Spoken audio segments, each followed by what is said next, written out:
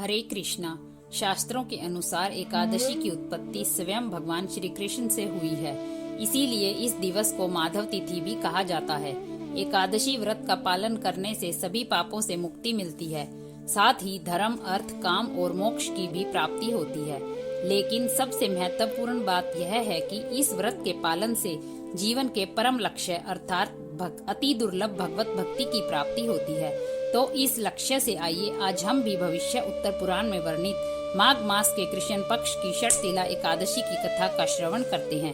सभी पापों को नष्ट करने वाली इस एकादशी की कथा को मुनि श्रेष्ठ पुलस्त्य ने दालभ्य मुनि से कहा था।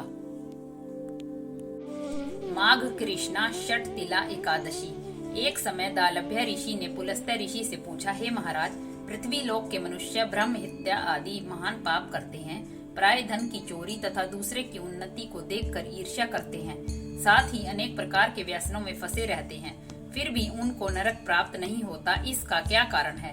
वह न जाने कौन सा दान पुण्य करते हैं जिससे उनके पाप नष्ट हो जाते हैं। यह सब कृपा पूर्वक आप कहिए। पुलस्त्य मुनि कहने लगे, हे महाभागे, आपने मुझसे अत्यंत गंभीर प्रश्न पूछा है। इससे संसार के जीवों का अत्यंत भला होगा। इस भेद को ब्रह्मा, विष्णु, शिव तथा इंद्र आदि भी नहीं जानते, परंतु मैं आपको यह गुप्त तत्व अवश्य बताऊंगा। माघ मास के लगते ही मनुष्य को स्नान आदि करके शुद्ध रहना चाहिए और इंद्रियों को वश में करके तथा काम, क्रोध, लोभ, मोह, अहंकार, ईर्ष्या और द्वेष आदि का त्याग करके भगवान का स्मरण करना चाहिए। पुष्य नक्षत्र में गोबर, कपास, तिल मिलाकर उनके कंडे बनाने चाहिए। उन कंडों से 108 बार हवन करना चाहिए और उस दिन मूल नक्षत्र और एकादशी तिथि हो तो अच्छे पुण्य देने वाले नियमों को ग्रहण करना चाहिए। स्नान आदि नित्य क्रिया से निवृत्त होकर सब देवताओं के देव श्री भगवान का पूजन कर और एकादशी का व्रत धारण करके रात्रि जागरण करना चाहिए। उसके दूसरे दिन धूप, दीप, नैवेद्य आदि से भगवान का पूजन करके खिचड़ी का भोग लगावे। तत्पश्चात पेठा, नारियल, सीताफल या सुपारी सहित अर्घ्य देकर स्तुति करनी चाहिए। भगवान, आप दीनों को शरण देने वाले हैं, इस संसार सागर में फंसे हुओं का उद्धार करने वाले हैं। हे पुंडरीकाक्ष, हे विश्व भावन, हे सुब्रमण्यम, हे पूर्वज, हे जगतपते, आप लक्ष्मी सहित इस तुच्छ अर्घ्य को स्वीकृत करें। इसके पश्चात जल से भरा हुआ कुंभ ब्राह्मण को दान करें तथा ब्राह्मण को व्याम, गो और तिल पात्र देना भी उत्तम है। तिल, स्नान और भोजन दोनों ही श्रेष्ठ हैं। इस प्रकार जो मनुष्य जितने तिलों का दान करता है उतने ही 1000 वर्ष स्वर्ग में वास करता है। नंबर 1, तिल स्नान, तिल का तर्पण, तिल का उबटन, तिल का भोजन, तिल का हवन, तिलों का दान।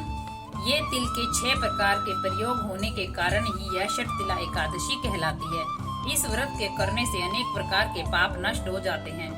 इतनी कथा कहकर पुलस्त्य ऋषि कहने लगे कि अब मैं इस षटतिला एकादशी की कथा तुमसे कहता हूँ। एक समय नारद जी ने भगवान विष्णु से यही प्रश्न किया तो भगवान ने जो षटतिला एकादशी का महात्म्य नारद जी को सुनाया सो मैं तुमसे कहता हूँ। नारद जी कहने लगे कि हे भगवान, षटतिला एकादशी का क्या पुण्य होता है और इसकी क्या कथा है सो मुझसे कहिए। भगवान कहने लगे कि हे नारद, मैं तुमसे आंखों देखी सत्य घटना कहता हूँ, तुम ध्यान पूर्वक सुनो। प्राचीन काल में मध्य लोक में एक ब्राह्मणी रहती थी। वे सदैव व्रत करती रही। इससे उसका शरीर अत्यंत दुर्बल हो गया। यद्यपि वह अत्यंत बुद्धिमान थी, परंतु उसने कभी देवताओं या ब्राह्मणों के निमित्त अन्न या धन का दान नहीं किया। इससे मैंने सोचा कि ब्राह्मणी ने व्रत आदि से अपना शरीर शुद्ध कर लिया है, अब इसको विष्णु लोक तो मिल ही जाएगा, परंतु इसने कभी अन्न दान नहीं किया है, इससे इसकी तृप्ति होनी कठिन है। ऐसा सोचकर मैं एक भिखारी बनकर मृत्यु लोक में उस ब्राह्मणी के पास गया और उससे भिक्षा मांगी। वह ब्राह्मणी बोली, महाराज, आप यहाँ किस लिए आए हैं? मैंने कहा कि मुझे भिक्षा चाहिए। इस पर उसने एक मिट्टी का ढेला मेरे भिक्षा पात्र में डाल दिया। मैं उसे लेकर स्वर्ग में लौट आया। कुछ समय पश्चात वह ब्राह्मणी भी शरीर त्याग कर स्वर्ग में आ गई। उस ब्राह्मणी को मिट्टी का दान करने से स्वर्ग में सुंदर महल मिला, परंतु उसने अपने घर को अन्न आदि सब सामग्रियों से शून्य पाया। घबरा कर वह मेरे पास आई और कहने लगी कि भगवान, मैंने अनेकों व्रत आदि से आपकी पूजा की, परंतु फिर भी मेरा यह घर अन्न आदि सब वस्तुओं से शून्य है। इसका क्या कारण है? मैंने कहा कि पहले तुम अपने घर जाओ, वहाँ देव स्त्रियां तुम्हें देखने के लिए आएंगी। उनसे पहले षटतिला एकादशी का पुण्य और विधि सुन लेना, तब द्वार खोलना। मेरे वचन सुनकर वह अपने घर गई। जब देव स्त्रियां आई और द्वार खोलने के लिए कहा तो वह ब्राह्मणी बोली कि आप मुझे देखने के लिए आई हैं तो षटतिला एकादशी का महात्म्य कहिए। उनमें से एक देव स्त्री कहने लगी कि मैं कहती हूँ। वह जब ब्राह्मणी ने षटतिला एकादशी का महात्म्य सुन लिया तब उसने द्वार खोला। देवांगनाओं ने उसको देखा कि वह न तो गंधर्वी है और न आसुरी है, वरन पहले जैसी मानुषी है। उस ब्राह्मणी ने भी उनके कथनानुसार षटतिला एकादशी का व्रत किया। इसके प्रभाव से वह सुंदर और रूपवती हो गई तथा उसका घर अन्न आदि समस्त सामग्रियों से युक्त हो गया। अतः मनुष्य को मूर्खता त्याग कर षटतिला एकादशी का व्रत और लोभ न कर तिल आदि का दान करना चाहिए। इससे दुर्भाग्य, दरिद्रता तथा अनेक कष्ट दूर होकर उसको मोक्ष की प्राप्ति होती है। बोलो विष्णु भगवान की जय। इस दिन मुख्य रूप से तिल पट्टी का सागार करना चाहिए। शास्त्रों में लिखा है कि तिल व खोए से बनी सामग्री, दूध, फल आदि भी लिए जा सकते हैं।